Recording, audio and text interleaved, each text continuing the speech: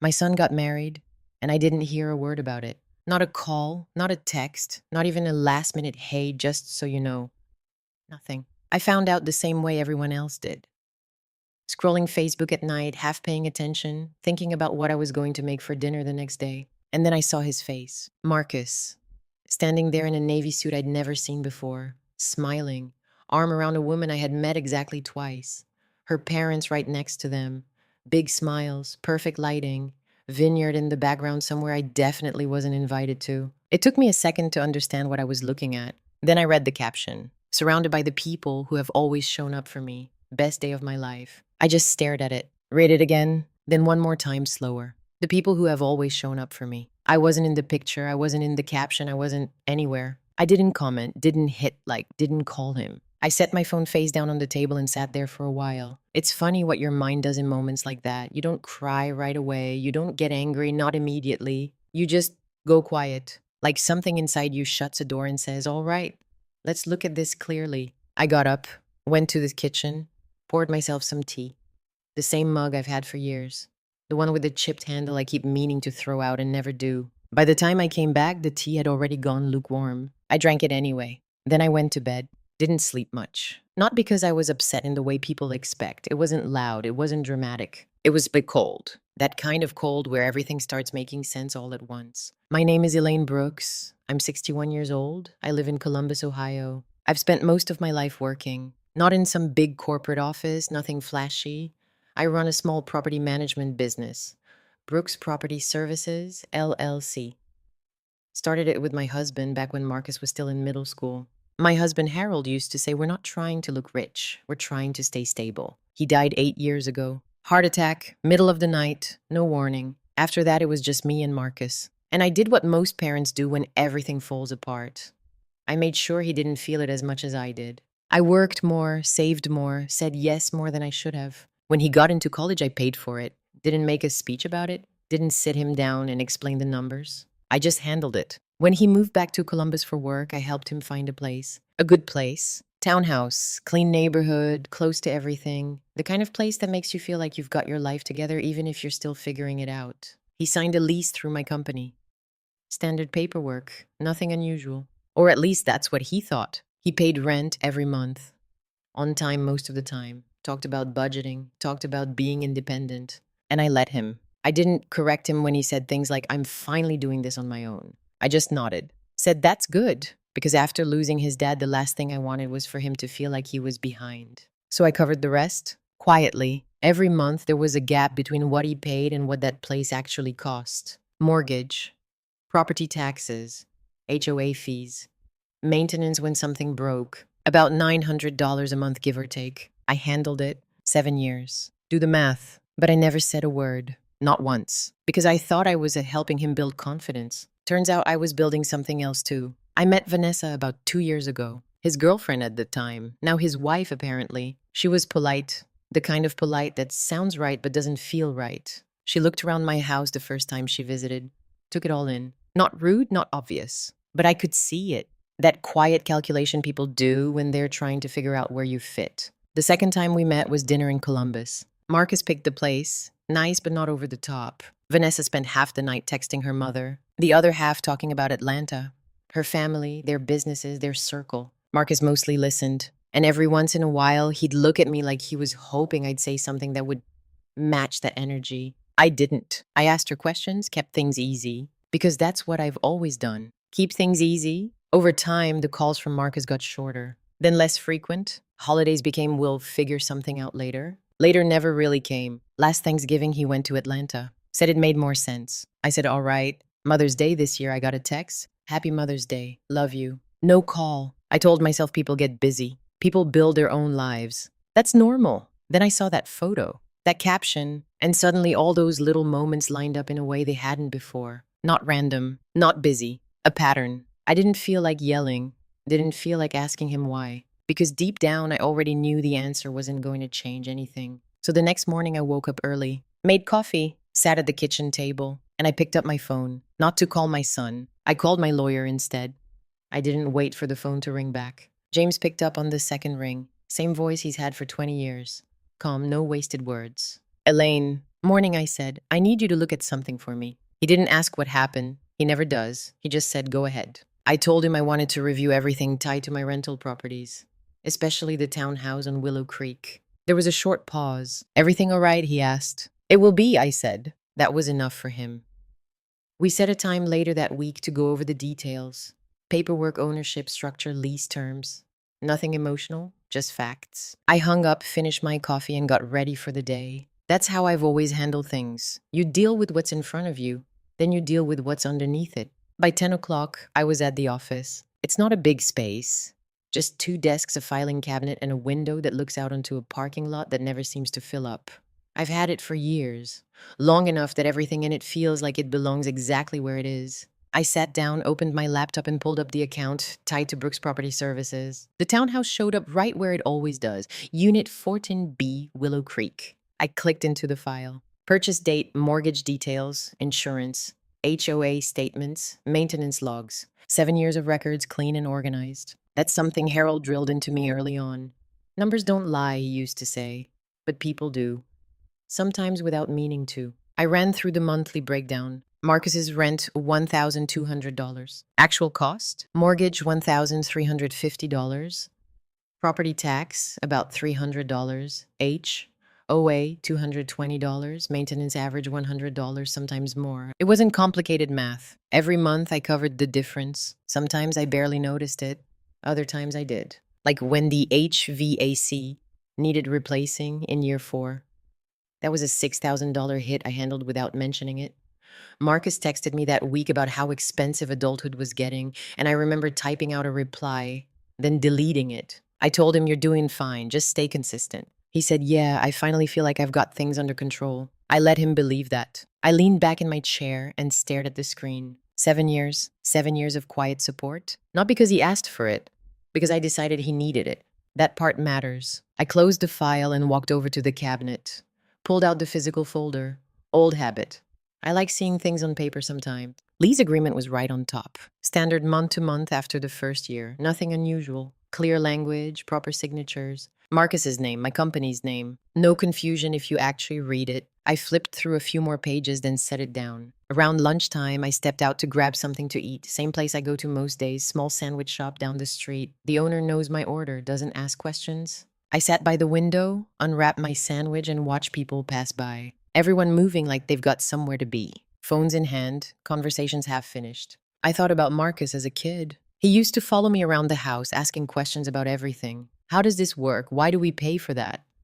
What happens if you don't? Harold would laugh and say he's going to run things one day. Back then, I believed that too. Not because I planned it, just because it felt natural. You raise a child, you expect them to grow into something solid. You don't expect to become optional. I took a bite of my sandwich and checked my phone. No missed calls, no messages. The post from last night was still there. More likes now, more comments. Beautiful couple.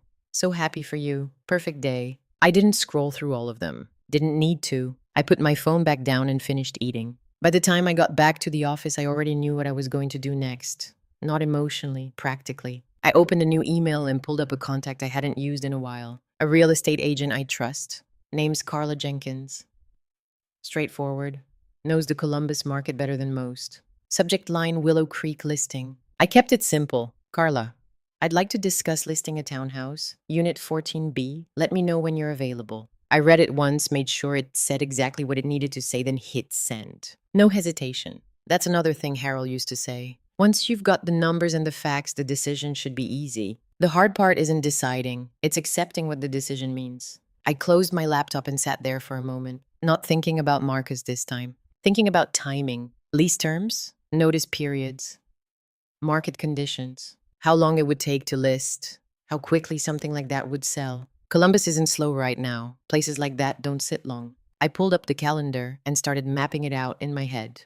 30 days notice, maybe 60 to be clean about it. Offer window, closing timeline. Everything lined up in a way that felt clear. Not rushed, not reactive, just clear. I picked up my phone again, opened the contact list, and hovered over Marcus's name for a second. Then I locked the screen and set it back down. There wasn't anything I needed to say yet. What needed to happen next didn't require a conversation. I left his name sitting there in my contacts and slipped the phone into my bag. By the time I got home that evening, the house felt quieter than usual.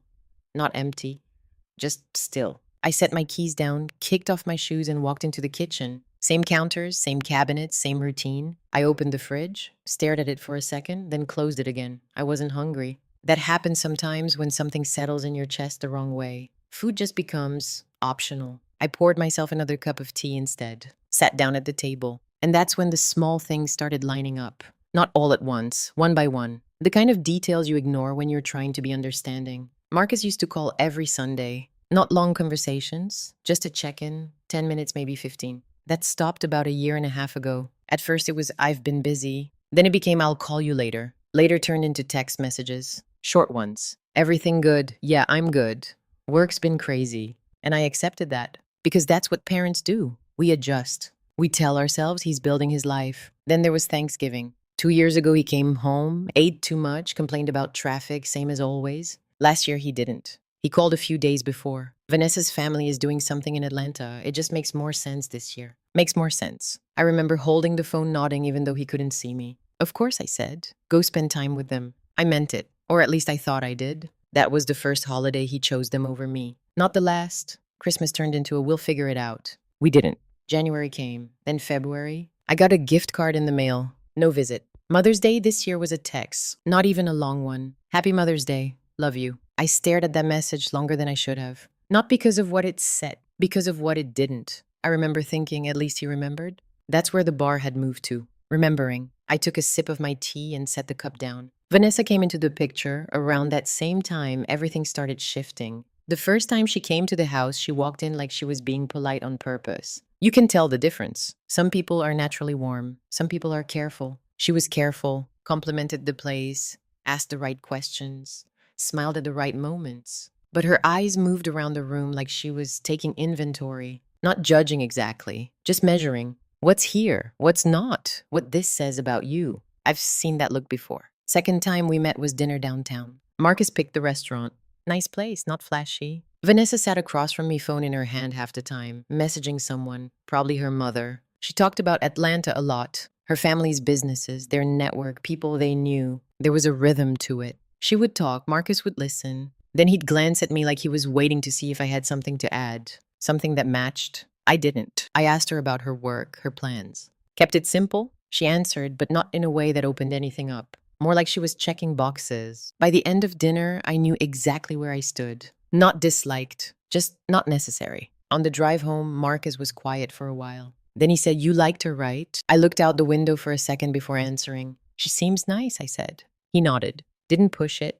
That was the last real conversation we had about her. After that, things just shifted. Calls got shorter. Visits got postponed. Everything became we'll see, or maybe next time. And then there were the small comments. The ones you almost miss if you're not paying attention. I'm trying to build something on my own. Do it without leaning on anyone. I want to prove I can handle my life. I remember standing in his kitchen one afternoon fixing a loose cabinet hinge while he talked. He was leaning against the counter, arms crossed, explaining how he'd finally gotten his finances under control. I tightened the screw, closed the cabinet, and nodded. That's good, I said. He smiled, proud of himself. And I was proud of him too. At least I thought I was. What I didn't say was sitting right there between us. That the place he was standing in wasn't really his. That the control he was talking about had help behind it. Help he didn't see. Help I chose not to show him. Because I thought confidence mattered more than accuracy. I rinsed my cup in the sink and dried my hands. Walked into the living room and sat down. Picked up my phone again without thinking. Opened Facebook.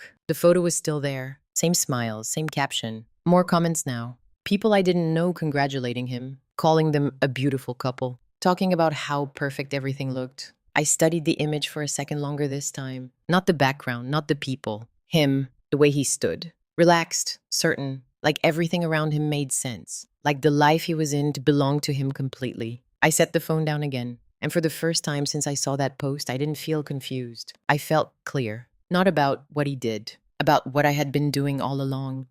I reached for the folder again before I even sat down. It was still where I left it on the kitchen counter. Clean, organized, predictable. Paper doesn't drift. It stays exactly where you put it. I flipped it open and ran my hand over the lease agreement. Marcus's signature was right there. Date, initials, everything in order. Nothing hidden, nothing complicated, just unread. That happens more than people like to admit. You sign what's in front of you because it feels routine, because you trust the situation, because you assume you already understand it. I remember the day he signed it. We were sitting at this same table. He had just gotten the job in Columbus, entry level but solid, benefits, growth potential, the kind of job you can build from if you stay with it. He was excited, talking about independence, about doing things on his own terms. I slid the lease across the table. Standard agreement, I said, first year fixed, after that month to month. He skimmed the first page, didn't ask questions, didn't need to in his mind, because this was just the next step. He signed it, handed it back, and said, I appreciate you helping me get set up. I told him, you're doing the work, I'm just helping you get started. That was the version of the truth I gave him, close enough to feel right, not close enough to be accurate. I pulled out the payment records next. Every transaction logged, every month accounted for. There were a few late payments here and there, nothing serious, a couple days, maybe a week. I never said anything, just adjusted things on my end and kept moving. That's the part people don't see. They see what they pay. They don't see what it actually costs. Mortgage didn't stop just because Marcus thought he had things under control. Property taxes showed up like clockwork. HOA fees didn't care about anyone's sense of independence. And maintenance? Maintenance always finds a way. I flipped to the HVAC invoice. Year 4. Full replacement. $6,183. I remember getting the call from the technician. Unit's done, he said. You can patch it, but it won't last. I told him replace it. Didn't even think about calling Marcus. Not because I didn't trust him, because I didn't want to shift the weight onto him. That was the pattern. I handled the weight. He handled the idea of handling the weight. And somewhere along the way, that turned into reality for him. I closed the folder and leaned back. 7 years. Not one conversation about the full picture. That part was on me. Harold used to warn me about that. We'd sit at this same table late at night going over numbers, and he'd say, you can support someone without letting them forget what support looks like. I didn't listen closely enough. Or maybe I just thought I had more time. I stood up and walked over to the window. The street outside looked the same as it always does. Quiet.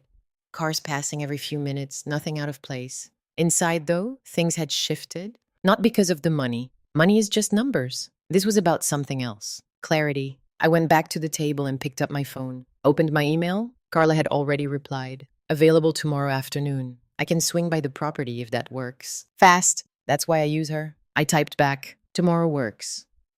2 p.m. Hit send. No hesitation. I pulled up the property listing details from the last time we updated them. Square footage, 2 bedrooms, 1.5 baths, and unit, parking included. In this market, it wouldn't sit long. Places like that don't, especially not in that neighborhood. I grabbed a pen and a legal pad and started writing down the timeline. Listing date, expected showing window, offer review, closing. Then I added one more line. Notice period. 30 days was standard for month to month. I could extend it to 60, give it more room. No one could say it wasn't fair. I set the pen down and looked at what I'd written. Everything was clean. No gray areas. No emotional decisions hidden inside it. Just process. That's the thing about doing something the right way. It doesn't feel dramatic. It feels steady. I picked up the lease again and read one section out loud. Either party may terminate this agreement with written notice in accordance with state law. Either party. That's what people forget. Agreements go both ways. I placed the paper back into the folder and closed it.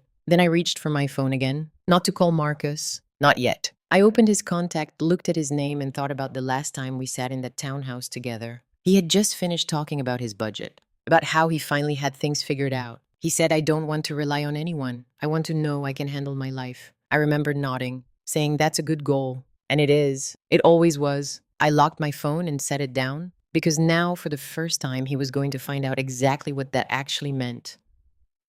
I slid the folder back into my bag and picked up my keys without checking the time again. By the time I pulled into the office parking lot the next morning, I already knew what I was there to do. Not think about it, not debate it, just move it forward. James had everything pulled up by the time I sat down across from him. Same office as always. Dark wood desk, no clutter. Files stacked in a way that made sense to him and no one else. He adjusted his glasses, looked at me for a second, then back at the screen. All right, he said. Let's go through it. No small talk. I appreciated that. He walked me through the structure. Brooks Property Services, LLC, clean ownership, townhouse under that entity, lease agreement valid, month to month, no co-ownership, no transfer of rights. From a legal standpoint, he said everything is straightforward. I nodded. Good. He clicked to the next page. If you're considering selling, you're clear to do that at any time.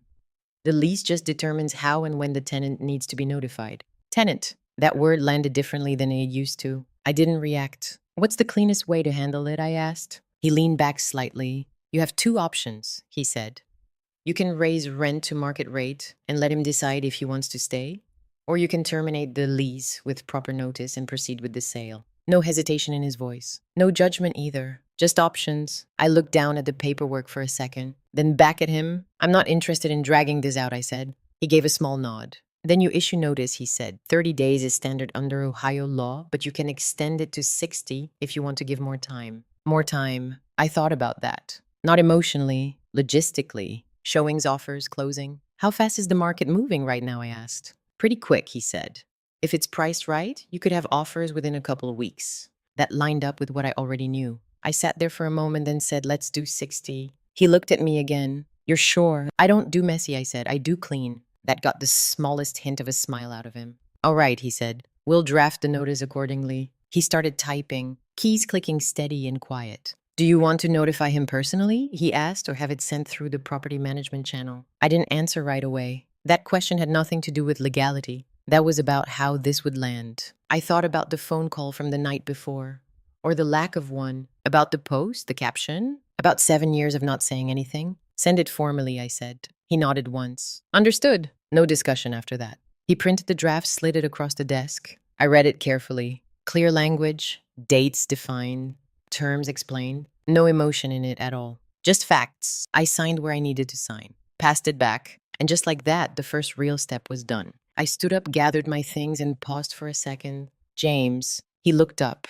Yes, this stays exactly as it is, I said. No extra explanations, no calls. Of course, he said. That's your decision. I left the office and stepped out into the cold air. It felt sharper than usual, or maybe I just noticed it more. I sat in my car for a minute before starting the engine. Not thinking about Marcus. Thinking about timing again. Everything now had a timeline attached to it. 60 days. That was the window. Enough time to be fair. Not enough time to stay comfortable. I started the car and pulled out of the lot. On the drive back, my phone buzzed once. I didn't check it right away. Waited until I hit a red light. It was Marcus. A text. Hey, you busy later? I looked at it, then locked the screen and set the phone back down. The light turned green. I drove the rest of the way without picking it up again. By the time I got home, the message was still sitting there. Unread. I went inside, set my bag down, and took off my coat. Walked straight to the kitchen, same as always. Routine doesn't change just because everything else does. I poured a glass of water, leaned against the counter, and finally picked up my phone again. Opened the message. Read it. Simple, casual. Like nothing had changed. Like last night didn't happen. I didn't reply. Not because I didn't have something to say. Because what needed to happen next didn't require a conversation first. It required everything else I had already set in motion. I left his message sitting there and set my phone face down on the counter. By the next morning, the paperwork had already moved. Carla met me at the townhouse right at 2. She walked through the place with a tablet in hand, moving room to room like she'd done it 1,000 times, which she had. Good condition, she said, glancing around the living room. Clean, neutral, that helps. Marcus wasn't home. Work hours. I had a key. Always did. Carla stepped into the kitchen, opened cabinets, checked appliances, then turned to me. You planning to sell quick or test the market? Price it to move, I said. She nodded. Smart. No questions about why. People in her line of work don't ask, they just adjust. We went over numbers at the counter. Comparable listings, days on market, recent sales. This could go fast, she said. 2 weeks, maybe less. That fit exactly where everything else was landing. Do it, I said. She made a few notes, then looked at me again. Occupied property, she said. You want to notify the tenant before we list. Tenant. Still that word. Notice is already in process, I said. That was enough for her. All right, she said.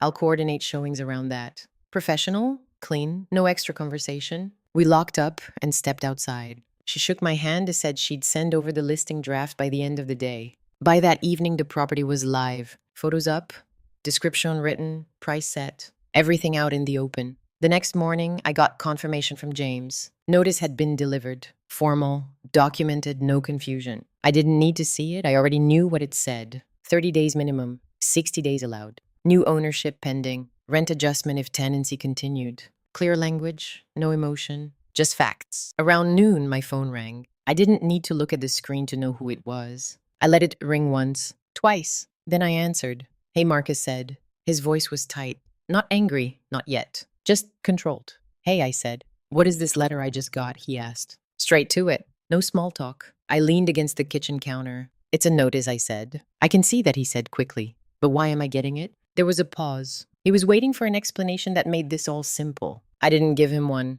The property's being listed, I said. Another pause. Longer this time. What do you mean it's being listed? He asked. For sale, I said. You're kidding, he said. I didn't answer. Because I wasn't. He let out a breath on the other end. Okay. Okay, hold on, he said.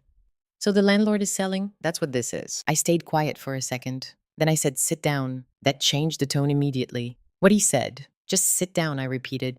You're going to want to. There was a shift in the background. A chair moving, something setting down. I'm sitting, he said. I kept my voice even. No rush, I said. Just listen. Another silence. Short this time. All right, he said. I looked out the window for a second before I spoke. The townhouse you're living in, I said, has always been under Brooks Property Services. Yeah, I know that, he said quickly. You helped me set it up. I nodded even though he couldn't see me. That's right, I said. I did. So what changed, he asked. Nothing changed, I said.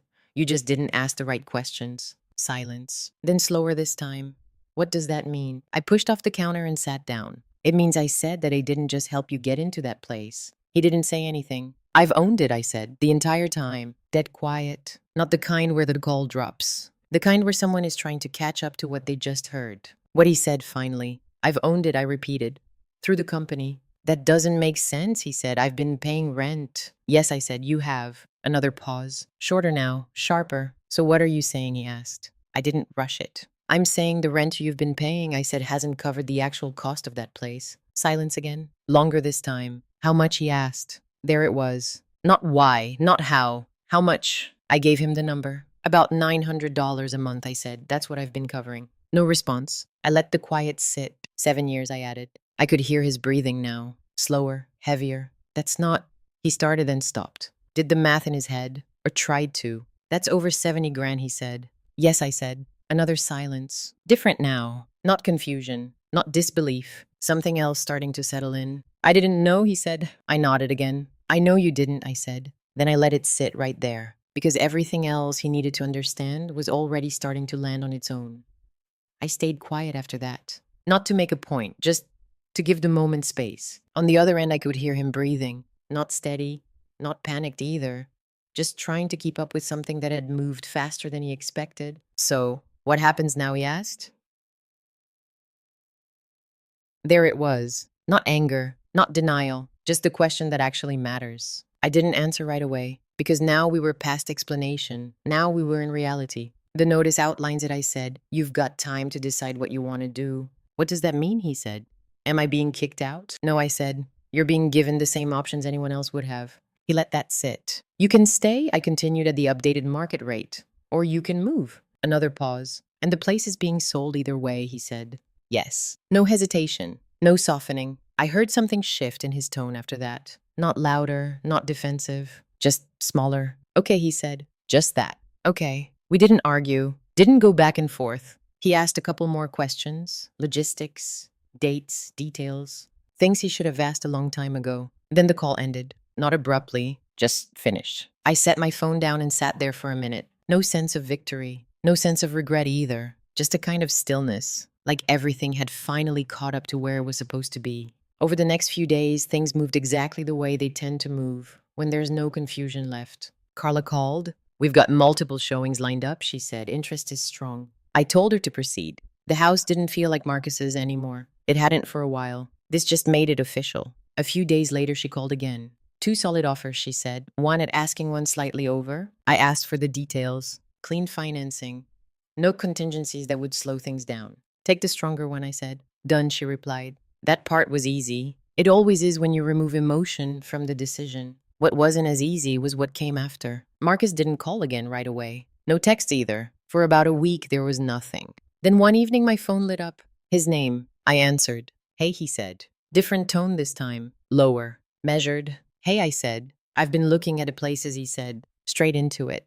No small talk again. That's good, I said. Rent's a lot higher than I thought, he added. I didn't respond, because that wasn't a question. It was a realization. I mean, I knew it wasn't cheap, he said. I just didn't think it was that high. I leaned back in my chair. Market doesn't adjust based on what we think, I said. He gave a short breath, not quite a laugh. Yeah, he said, I'm starting to see that. There was a pause. Then Vanessa and I are probably going to move a little further out. Okay, I said. Not as nice, he added. Another pause. But it's what we can afford. I let that sit because that sentence mattered. Not for me, for him. He kept talking about commute times, about budgeting, about how they were going to make it work. And I listened, not correcting, not stepping in, just listening. At one point, he said, I guess I just didn't realize how much things actually cost. I didn't say, you didn't realize because I made sure you didn't have to. I didn't say, you told the world you did this on your own. I didn't say anything like that. I just said it takes time to see the full picture. Another quiet moment. Then he said, yeah. No argument, no pushback, just acceptance starting to settle in. After we hung up, I sat there for a while. The house was quiet again, same as before. But it didn't feel the same because now the silence wasn't about what hadn't been said. It was about what had finally been understood. Daalmin gewestelijk been understood. The next couple of weeks passed in a steady rhythm. Offers finalized. Inspection completed. Closing scheduled. Everything moving exactly the way it was supposed to. Marcus and Vanessa found a place. Further out, like he said. Smaller, higher rent, less margin, more responsibility. Real numbers. Real decisions. One evening I got a message from him. A photo. Boxes stacked in the living room. Half packed. No caption. I looked at it for a second. Then locked my phone because I didn't need the explanation. For the first time in a long time, he was actually in the middle of building something on his own. And this time, he knew exactly what it was costing him. I looked at the photo for a second longer than I expected to. Boxes stacked halfway to the ceiling. Kitchen cleared out. Couch still there, but pushed against the wall like it didn't belong anymore. I set the phone down and went back to what I was doing. Didn't respond. Not because I was ignoring him, because I understood what that message was. It wasn't a question. It wasn't an update. It was him letting me see it. A few days later, my phone rang again. Late evening this time. I picked it up without checking. Hey, he said. His voice sounded different again. Not tight like before. Not controlled. Just quieter. Hey, I said. There was a short pause. Then he said, I've been thinking. I didn't interrupt. I keep going back to that conversation we had last year, he said. On the balcony, when I told you I felt like I'd built everything on my own. I leaned back in my chair. I remember I said, another pause. I really believed that, he said. I know you did, I said. He let out a slow breath. I think I wanted to believe it, he added, because it felt better than looking at everything else. That was the first time he said something like that. Not defensive, not explaining, just honest. I didn't rush to respond. Seeing those numbers, he went on, and then going out and trying to find a place. It kind of hit all at once. I could hear it in his voice. Not panic, not guilt, recognition. That's usually how it happens, I said. He gave a small breath that almost sounded like a laugh. Yeah, he said, just wish it didn't all hit at the same time. We sat in that for a moment. Then he said, can I come by this weekend? Simple question, no build-up. Just me, he added, if that's okay. I didn't ask about Vanessa. Didn't need to. Yeah, I said, that's fine. What time, he asked.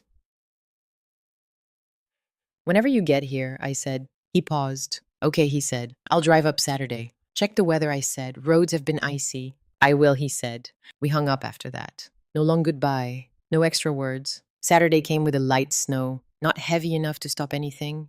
Just enough to make everything quieter. I was in the kitchen when I heard his car pull in. Same sound as always. I dried my hands and walked to the door. He stepped in carrying nothing. No overnight bag. No gifts. Just himself. Hey, he said. Hey, I replied. We stood there for a second. Then he stepped inside, closed the door behind him, and took off his boots. Same routine he's had since he was a kid. Some things don't change. He walked into the living room and looked around. Not like he was seeing it for the first time. More like he was noticing it differently. You didn't change anything, he said. No reason to, I said. He nodded. We moved into the kitchen. I had a pot on the stove. Lentil soup. Recipe I've made for years. He noticed it right away. Smells the same, he said. That's because it is, I said. He sat down at the table. Same chair he used to take. I poured him a bowl, set it in front of him. He picked up the spoon, then paused. Looked down at it for a second, then started eating. We didn't talk much at first. Didn't need to. The kind of silence that isn't uncomfortable. Just full. After a few minutes, he said, the new place is smaller. I nodded. Commute's longer too, he added. That happens, I said. He took another bite. I didn't realize how much space I had before he said. I didn't respond to that one. Because he wasn't really talking about square footage. He kept going. Everything's tighter now, he said. Budget time, all of it. That's part of it, I said. He looked up at me. Part of what he asked. Part of building something, I said. He nodded slowly, like he was filing that away. We sat there a while longer, talking about small things. Work, traffic, weather, normal conversation. The kind we hadn't had in a long time. After we finished eating, I got up and rinsed the bowls. He stayed at the table, quiet. When I turned around, he was looking at a stack of old photos I had left on the counter earlier that week. He picked one up. Him, me, his dad, standing on a dock somewhere, rain jackets, laughing. He held it for a while, didn't say anything. Then he set it back down carefully, like it mattered. When he finally spoke again, his voice was softer. I should have invited you, he said. No excuses, no explanations. Just that. I walked over and stood next to him, put my hand on his shoulder. I know I said. That was it. No speech, no lesson, just acknowledgement. He nodded once, then leaned back in the chair and let out a long breath, like something he'd been holding onto for a while had finally been set down. We stayed in the kitchen after that, not rushing anywhere, not trying to fix everything in one conversation, just sitting there. For the first time in a long time, actually present, I kept thinking about that kitchen. Not the house, not the money, not even the wedding. Just that moment. Two people sitting across from each other, same table, same room, same history, but finally seeing things clearly. And I think that's why this story stays with you. Because on the surface, it looks like a revenge story. A mother calls her lawyer, sells a property, forces her son to face reality. Clean, quiet, effective. But if that's all you take from it, you miss the part that actually matters. This wasn't about getting even. It was about ending something that had gone on too long without being said. And that's where a lot of real family stories live. Not in big fights, not in dramatic blow-ups, but in years of silence. In things that were given without being acknowledged. In help that turned into expectation. In love that slowly stopped having boundaries. And I think a lot of people watching this recognize that feeling. Maybe not with a house, maybe not with money, but with time, with effort, with emotional support. You give. You keep giving, and you don't say anything because you don't want to make it a transaction. You don't want your child, your partner, your family to feel like they owe you something. So you stay quiet, and over time, that silence changes things. What started as generosity starts to look like normal. What started as support starts to feel like entitlement. Not because people are bad, because people adjust to what they experience. If something is always there, always steady, always covering the gap, eventually it stops being noticed. And that's the uncomfortable truth this story puts right in front of you. Elaine didn't just reveal something to her son. She corrected something she had helped create. That's the part that matters. Because it means this isn't just a story about betrayal. It's a story about responsibility on both sides. Her son ignored her, but she also protected him from reality longer than she should have. Both things can be true at the same time. And that's where this becomes real life, not just content. Because real family drama doesn't come from one person being completely right and the other completely wrong. It comes from patterns. Patterns that build slowly. Patterns that feel normal until they don't. So what do you take from this? You don't take the idea that you should teach people a lesson. That's not the point. You take the idea that clarity matters. That boundaries are not the opposite of love. They are part of it. If you are supporting someone financially, emotionally, practically, you need to be honest about it. Not aggressive, not controlling, just honest. Because when you hide the truth to make things easier in the moment, you're creating confusion later. And confusion turns into resentment, not overnight, but over time. The other side of that is just as important. If you're the one receiving support, don't assume you understand the full picture. Ask questions. Pay attention, because independence isn't about believing you did everything on your own. It's about understanding exactly what it took to get where you are and respecting that. That's what was missing here. Not love, not effort, awareness. And once awareness shows up, everything changes. You see your life differently. You see the people in it differently, and you start making different choices. That's what happened in that kitchen. Not a perfect resolution, not some dramatic apology that fixes everything. Just a shift, a real one. And in real life, that's usually how it works. You don't get closure wrapped up in one conversation. You get moments, small ones, honest ones, that move things in a better direction. That's enough. And if you're watching this thinking about your own situation, maybe there's something you've been carrying quietly. Maybe there's something you've been accepting without really looking at it. Or maybe you're on the other side of it, living in something that feels stable, but you haven't stopped to ask what's holding it up. Take a second. Look at it clearly. Not emotionally, not defensively, just honestly, because the goal isn't to win. The goal is to understand, and then decide what you're going to do with that understanding. That's what separates real life from just another one of those viral stories you scroll past and forget. The good ones, the ones that stay with you, don't just show you what happened. They make you look at your own life a little differently. So if this story did that for you even a little, stay with us. We tell these kinds of revenge stories, and family drama because they reflect something real, something people don't always talk about, but almost everyone recognizes. Go ahead and subscribe if you haven't already. There's more here than just stories. There's perspective,